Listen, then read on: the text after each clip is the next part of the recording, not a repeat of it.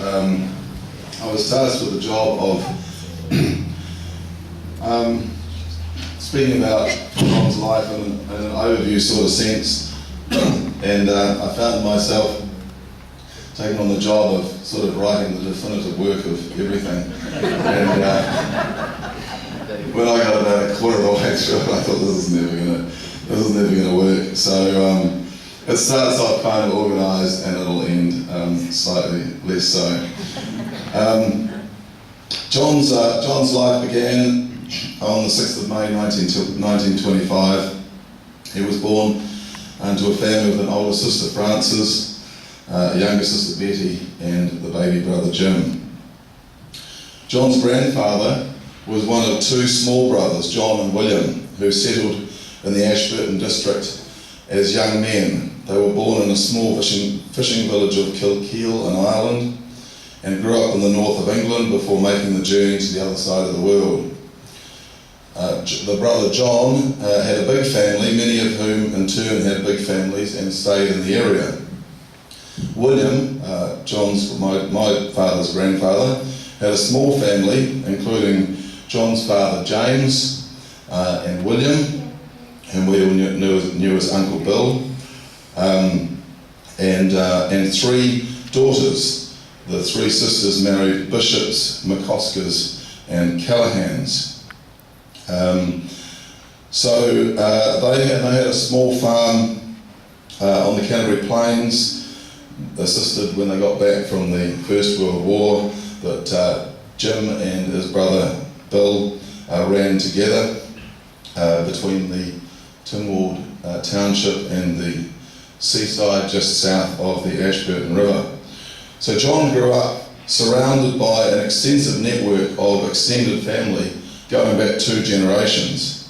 Two of his closest mates were Norman Bishop, his first cousin, and Walter Small, who was actually his third cousin.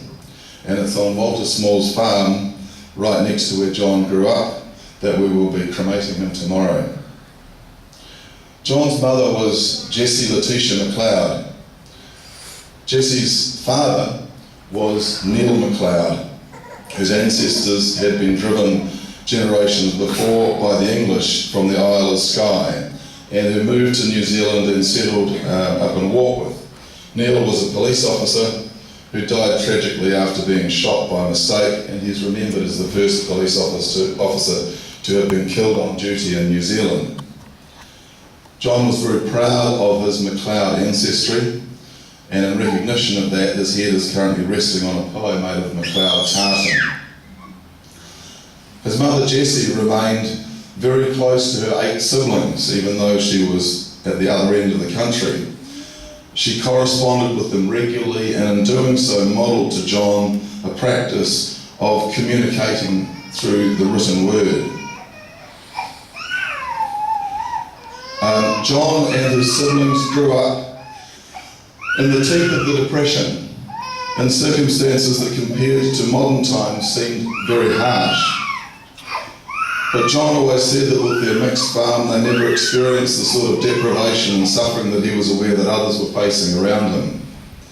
It was a theme of his life, really. He viewed himself and his life as a happy, fulfilling adventure. I'm a lucky, lucky man, was his constant refrain. John's mother, Jessie, had a profound influence on him. Although uneducated herself, she shaped so much of his interests and views in education and guidance and counselling, I think, and his approach to psychology through her own practices. She loved reading and would read to her children in bed every night. This was a practice that John would repeat with us, and in later life was not at all surprised to discover that it became recognised in academic literature as a practice that enhanced children's educational achievements. John's mother was ambitious for him. She saw his love of reading and books and saw this translate into high achievement at school. John attended St Joseph's Primary School, a Catholic primary school in Ashburton, where he was a very high achiever.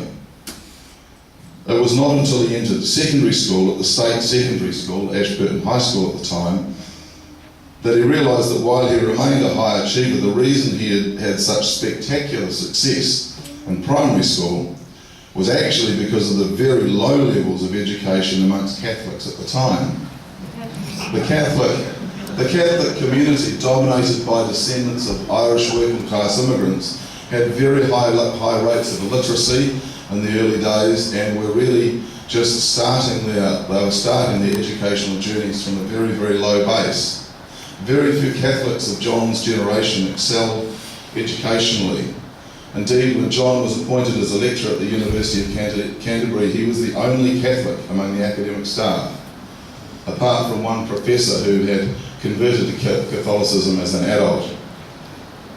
And I remember the education being such a significant thing for us. We were taught by, well, the older ones, the younger ones missed out on the nuns' education. We were taught by Catholic nuns, and the Catholic nuns always held John in great esteem because of his position at the university, higher esteem even than other people who might have earned more money, even more money than a university lecturer, and might have otherwise had high status. It was always a high status thing in Catholic circles. As well as his academic studies, John had a passion for rugby. His combination of size, speed, strength, skill and determination made him a powerful figure on the rugby field, either as a lock or a number 8. At the age of 15, he made the Ashburton High First 15, and then as a 16-year-old, he captained it. In those days, even getting to a rugby game was a mission. John used to speak of riding his bike 9 miles on a gravel road in the rain to the main road, where he'd wait to be picked up and driven to a neighbouring town like Mayfield, where often they would get sort of trounced into the mud.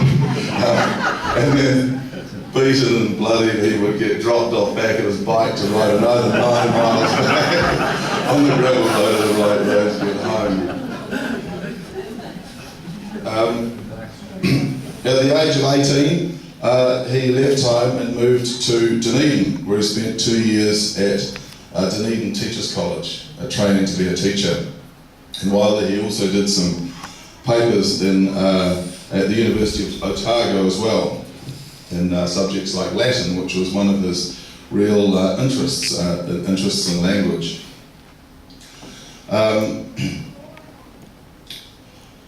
While he was in Dunedin, he boarded and had close friendship with a few people, his rugby people and his teachers college and university people. One of them I won't name him, but I discovered quite recently that this chap, who was also an Ashburton person and was a really, really good friend of John's, not only boarded with John, but they shared the same room, and indeed they shared the same bed for several months, if not a whole year. Two young men in Dunedin in the days before homophobia, presumably, just sharing a bed. In 1944, John got his big breakthrough in rugby. He'd been playing rugby for the Teachers College team, which was not exactly a powerhouse of rugby in Dunedin, and they made people sit up by claiming some pretty major scalps. And John was identified by the selectors as a causal factor in this unusually good performance by the Teachers College team. So John was picked at the age of 19 to lock the Otago scrum, the senior for the Otago A team. And that was the beginning of a distinguished career in rugby, which I'll come back to in a moment. So 43, 44, at the age of 18, 19, he was at Dunedin Teachers College. The end of 1944, John's father died.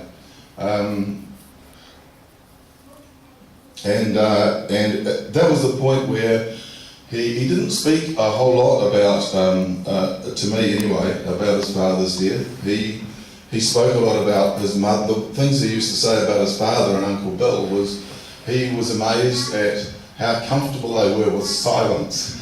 He said they'd be working in the fields for hours and hours and hours on end, and nobody would say anything. It was just a silent thing. So